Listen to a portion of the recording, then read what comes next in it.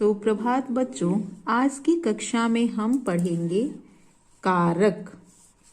संज्ञा या सर्वनाम के जिस रूप से वाक्य के अन्य शब्दों के साथ उसके संबंध का बोध होता है उसे कारक कहते हैं, या क्रिया के संपादक तत्व को कारक कहते हैं।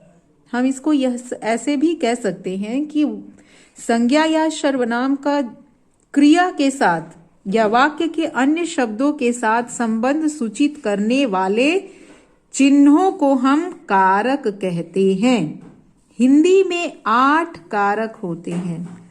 कर्ता, जिसका चिन्ह है ने, कर्ता चिन्ह ने, कर्ता का अर्थ होता है काम करने वाला।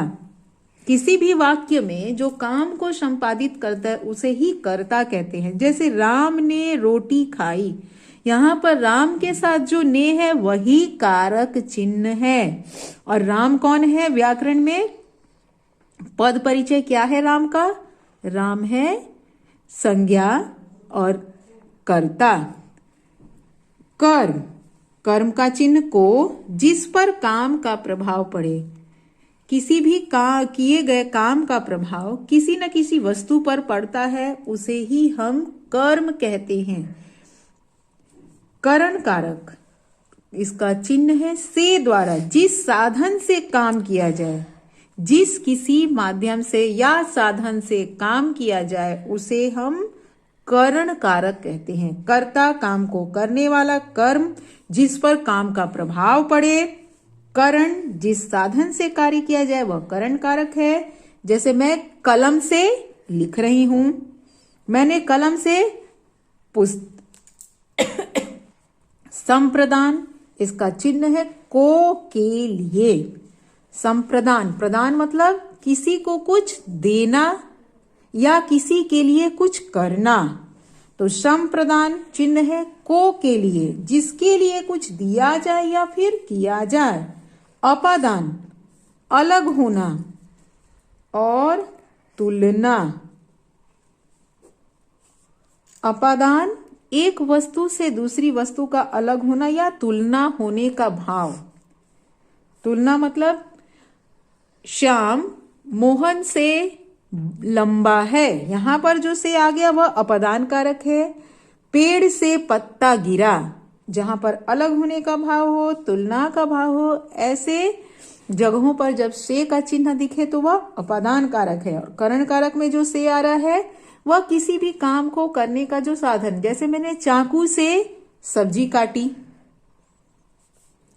संबंध, काके की रारेरी, संबंध से ही पता चल रहा है कि एक शब्द का या एक वस्तु का एक दूसरे के साथ जो संबंध सूचित करते हैं उन चिन्हों को हम संबंध कारक कहते हैं। जैसे उसका, उसके, उसकी, तुम्हें, तुम्हारी।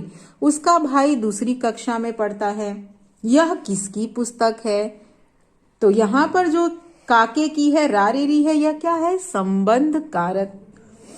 अधिकरण चिन्ह है में पर, जिससे क्रिया के आधार का बोध हो, जहां पर क्रिया संपन्न हो रही हो वह है अधिकरण कारक। और भीतर के लिए में और ऊपर के लिए पर। जैसे छात्र कक्षा में बैठे हैं, बच्चे छत पर खेल रहे हैं। और यह में पर किसका है? अधिकरण।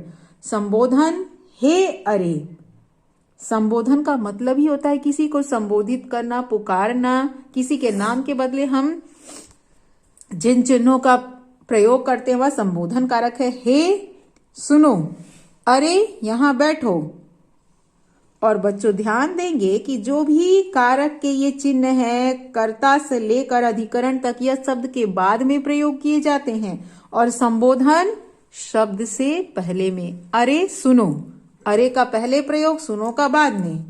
राम ने, राम जो शब्द है वह पहले और कारक का चिन्ह बाद में। तो पुनः हम उसको दोहरा ले। कारक के जो 8 चिन्ह, विभक्ति चिन्ह, इसको हम विभक्ति चिन्ह भी कहते हैं। कर्ता ने कर्म को करण से द्वारा, संप्रदान को के लिए, अपादान से, संबंध काके की रारेरी, अधिकरण में पर संबोधन हे अरे। अब हम आगे पुस्तक से पढ़ेंगे। निम्नलिखित वाक्यों में मोटे काले पदों का कारक लिखिए। वे अंधेरी कोठरी में बैठे पतंग में रस्सी बांध रहे थे। बच्चों ध्यान दें कि कोठरी में यह किसका चिन्ह लग रहा है? में पर अधिकरण कारक। अपराजिता ने पेंसिल से चित्र बनाया। कार्य को करने का साधन कौन सा कारक होगा? करण कारक, जिस साधन से कार्य किया जाए। राम ने निर्धन को रुपए दिए, देने का भाव। संप्रदान, प्रदान किया गया, संप्रदान कारक। गंगा गंगोत्री से निकलती है, अलग होने का भाव, अपादान कारक। श्यामू काकी के लिए कई दिन रोता रहा, तो संप्रदान कारक का चिन्ह है को के लिए। तो यह भी है जो के लिए, यह संप्रदान कारक है। भोला श्यामू से अधिक समझदार था, यहाँ पर जो तुलना होने का भाव है यह अपादान कारक है। अंकिता ने बस्ता उठाया, यहाँ पर जो ने चिन्ह किसका है? कर्ता कारक। एक बार पुनः दोहरा ले।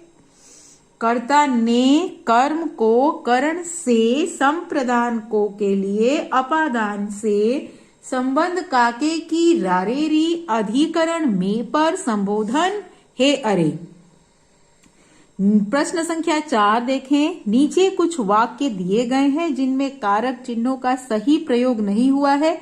सही परसर्गों का प्रयोग करते हुए वाक्यों को दोबारा लिखिए। परसर्ग जो विभक्ति चिन्ह है उसी को कहा गया है। मेज पर से किताब गिर गई, यह अगर आपके सामने वाक्य आता है कि मेज पर से किताब गिर गई, यहाँ क्या शुद्ध लग रहा है?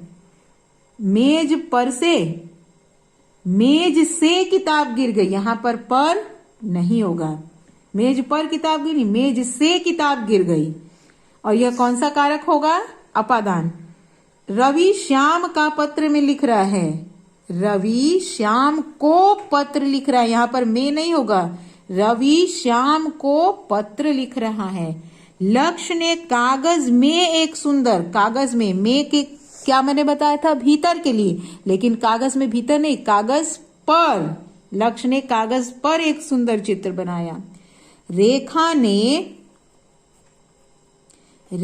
ने घोड़े का पानी पिलाया, रेखा ने घोड़े को पानी पिलाया। बच्चों का घर के अंदर तूफान मचा रखा है। बच्चों ने घर के अंदर तूफान मचा रखा है। प्रश्न संख्या 5। कर्ता, कर्म तथा करण कारक का एक साथ प्रयोग करते हुए 2 वाक्य बनाना है, जिसमें कर्ता भी हो, कर्म भी हो, करण हो। हर वाक्य के नीचे कर्ता, कर्म तथा करण कारक छांट कर लिखिए। यह आपके लिए गृह कार्य होगा। राधा ने कलम से पत्र लिखा। उदाहरण में देखिए, कर्ता कारक, काम का जिस पर प्रभाव पड़ा, यह हो गया कर्म कारक। और जिस साधन से, यह हो गया करण कारक, और जिस पर कार्य का प्रभाव पड़ा वह हो गया कर्म कारक। राधा कर्ता कारक, जिस साधन से कार्य किया गया करण कारक, जिस पर कार्य का प्रभाव पड़ा कर्म कारक। तो राधा कर्ता, कर्म, पत्र, करण कारक, कलम। उसी तरह से आपको 2 वाक्य लिखने हैं जिसमें कर्ता भी हो, कर्म भी हो और करण भी हो। प्रश्न संख्या 6 देखिए। निम्नलिखित वाक्यों में विभक्ति चिन्हों का लोप है। आप उचित विभक्ति चिन्हों या परसर्गों का प्रयोग करते हुए वाक्य को दोबारा लिखिए।